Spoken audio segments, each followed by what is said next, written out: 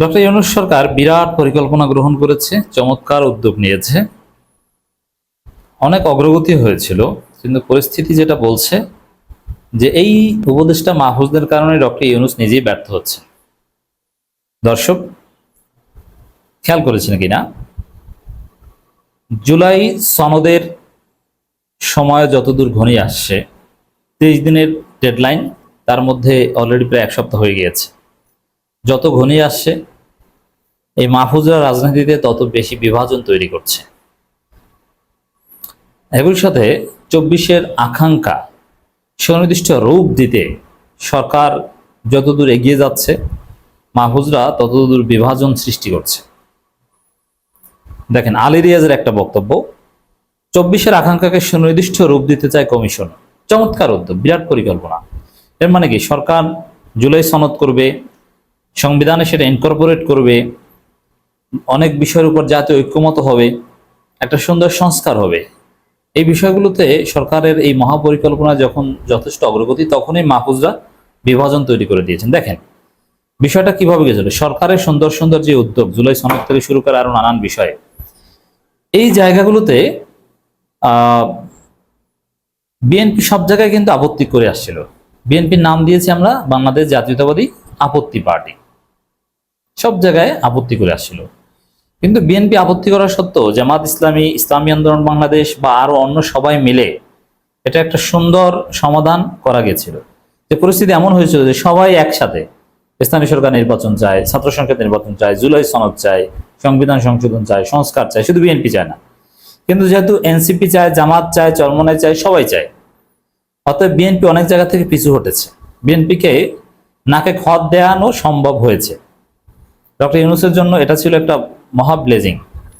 যেমন আওয়ামী লীগ নিষিদ্ধের বিরোধিতা করছিল বিএনপি, পরে যখন জামাত, এনসিপি, চরমনাই, হেফাজত সবাই মিলে আওয়ামী লীগ নিষিদ্ধ করলো, তখন বিএনপি বা বিবৃতি দিতে বাধ্য হলো যে আমরা আনন্দিত। এর মানে কি, বিএনপি আনন্দিত, একথা বলতে বাধ্য। এটা নাকে খত। এতদিন যেটা বলছে জনগণ ডিসাইড করবে, বিএনপি এমনকি এই নিষিদ্ধ হওয়ার একদিন আগে বললো যে এটা বিএনপির বিষয় না, বিএনপি এটা নিয়ে কথা বলবে না, মঈন খান বলেছিলেন। সেই বিএনপি বলতে বাধ্য হয়েছে যে আমরা আনন্দিত। এর মানে বিএনপি ডক্টর ইউনূস সরকারের বিরুদ্ধে বিভিন্ন জায়গায় যে আপত্তি করছে, বাধা দিচ্ছে, এটা এনসিপি, জামাত, চরমনাই, হেফাজতের যৌথ অবস্থানের কারণে বিএনপি সেসব জায়গা থেকে নাকে খত দিয়ে পিছু হটতে বাধ্য হয়েছে বা পিছু হটেছে। কিন্তু মাহফুজ কি করলেন? মাহফুজ এসে মানে জামাতকে একদম ডিহিউম্যানাইজ করা, আমৃত্যু আঘাত করার ঘোষণা দিলেন। সব জায়গা থেকে জামাত হটাও, শিবির সরাও, এদের সাথে কোনো কথা নাই, এরা স্বাধীনতা বিরোধী, অমুক তমুক, হ্যাং ত্যাং ইত্যাদি, জামাত বাদ। বুঝতে পেরেছেন? এতে কি হবে? এতে অনিবার্যভাবে জামাতের লোকজন চিন্তা করছে, না না, এই যে মাহফুজরা এরা অনির্বাচিত, আর এরা যা শুরু করেছে তার চাইতে বড় নির্বাচন দেওয়া ভালো। নির্বাচন দিলে এদের চালাকি ছুটে যাবে।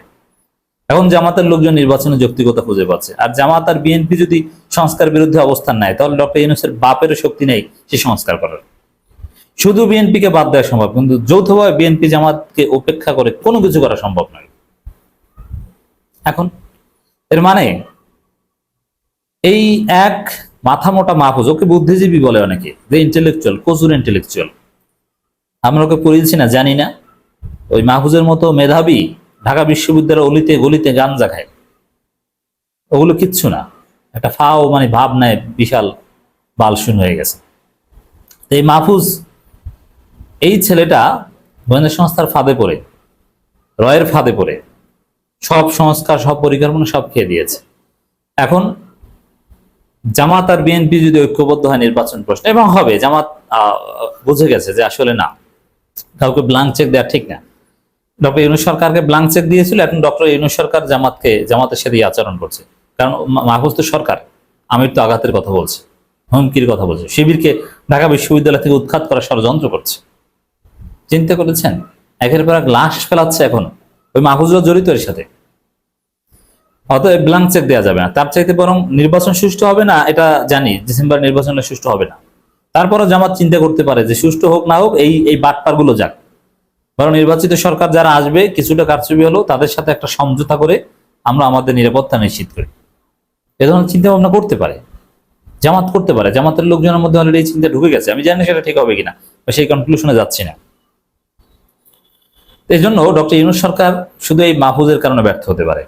আর সময় থাকতে যদি মাহফুজকে লাথি দিয়ে ডক্টর ইউনূস বের না করেন, তাহলে ইউনূসের কপালে শনি আছে। জাতীয় ঐকমত্য কমিশনের সহসভাপতি অধ্যাপক আলী রিয়াজ বলেছেন, 24 জুলাই আগস্ট গণঅভ্যুত্থানের মধ্য দিয়ে যে আকাঙ্ক্ষা বিস্ফোরণ ঘটেছে তার একটি সুনির্দিষ্ট রূপ দিতে চায় কমিশন। ভালো, কিন্তু এই রূপ দেয়াটা এই মাহফুজের কারণে আটকে যেতে পারে। কারণ জামাত বিরোধিতা করলে কিছু করার নেই, তার বিএনপি তো আপত্তি পার্টি। আরো অনেকে ছিলেন তখন এটা বলেছেন একটা প্রোগ্রাম শেষে। আলী রিয়াজ বলেন, ঐক্যমত প্রতিষ্ঠার বিষয়টি আমরা একটি জাতীয় সনদে প্রতিফলিত করতে চাই। ভবিষ্যতে প্রত্যেকটা রাজনৈতিক দল এই সনদের লক্ষ্য উদ্দেশ্য বাস্তবায়নের ভূমিকা পালন করবে। জামাতকে আমির তো আঘাত করতে চাইবে আপনার সরকারের উপদেষ্টা, আর জামাত আপনার পরিকল্পনায় ছাই দিবে, এটা বুঝবেন কিভাবে? আর বিএনপি তো এমনিই মানে না, গণ অধিকার পরিষদও আপত্তি।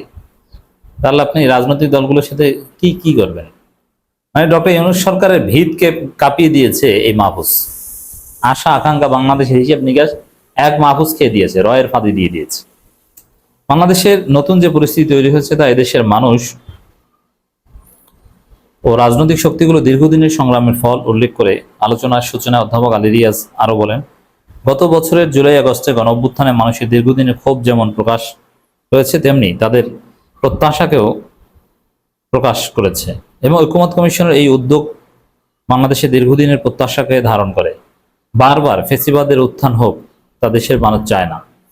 আমরা এমন একটি রাষ্ট্র প্রতিষ্ঠা করতে চাই যেখানে সকলের সমান অধিকার থাকবে, নাগরিকদের অধিকার সুনিশ্চিত হবে এবং ভিন্ন মতাদর্শের প্রতি শ্রদ্ধাবোধ থাকবে। কমিশনের সহসভাপতি আরো বলেন, সংস্কার কমিশন গুলো থেকে প্রাপ্ত সুপারিশমালা নিয়ে রাজনৈতিক দলগুলোর সাথে আলোচনার মাধ্যমে ঐক্যমত প্রতিষ্ঠায় কাজ করছে কমিশন। এ দায়িত্ব কেবল জাতীয় ঐক্যমত কমিশন নয়, বরং রাজনৈতিক দলগুলো মানুষের আকাঙ্ক্ষা প্রতিফলন ঘটিয়ে ভবিষ্যতের পথ দেখাতে অগ্রসর হবে। আরো নানান বিষয়ে কথা বলেন।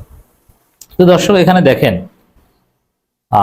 আমি যেটা মনে করি যে জামাত কিংবা শিবির মাহফুজের বিরুদ্ধে ওইভাবে সিরিয়াস না, জনশক্তির সিরিয়াস। কিন্তু জামাত এবং শিবির তারা যদি চায়, ডক্টর ইউনূসের সাথে আলাপ করেই মাহফুজকে উপদেষ্টা পদ থেকে অপসারণ করা সম্ভব। কিন্তু জামাত শিবির এটা সিরিয়াসলি নিচ্ছে না। কিন্তু এই মাহফুজ জামাতকে বাস দিবে। এই মাহফুজ এতদিন এটিএম আজহারুল ইসলামের মামলা এবং এই মাহফুজ জামাতের নিবন্ধন ইস্যু নিয়ে ভুগিয়েছে এবং আরো ঝামেলা করবে। অতএব ডক্টর ইউনূস সরকারকে যদি সমর্থন দিতে চায়, আর বিএনপির মতো যদি উৎখাত করতে চায় ডক্টর ইউনূসের বিরুদ্ধে অবস্থানে, তাহলে ভিন্ন কথা। ডক্টর ইউনূস সরকারকে যদি জামাত সমর্থন দিতে চায়, তাহলে জামাতের উচিত মাহফুজকে সরানো। এবং জামাত চাইলে ডক্টর ইউনূসের সাথে মিটিং করলে এটা সম্ভব, যে না, মাহফুজকে না সরালে আমরা আপনাদের সাথে নাই, এক দফা বলে দিবে। আর জনমত এখন মাহফুজের বিরুদ্ধে, ক্লিয়ার কথা। আমির তো আঘাত করার হুমকি দেওয়া কোনো উপদেষ্টা পদে থাকতে পারবে না। আমার মনে হয় না যে জামাত সেই উদ্যোগ নেবে। এটা নেওয়া উচিত, নইলে জামাতের কপালে শনি আছে।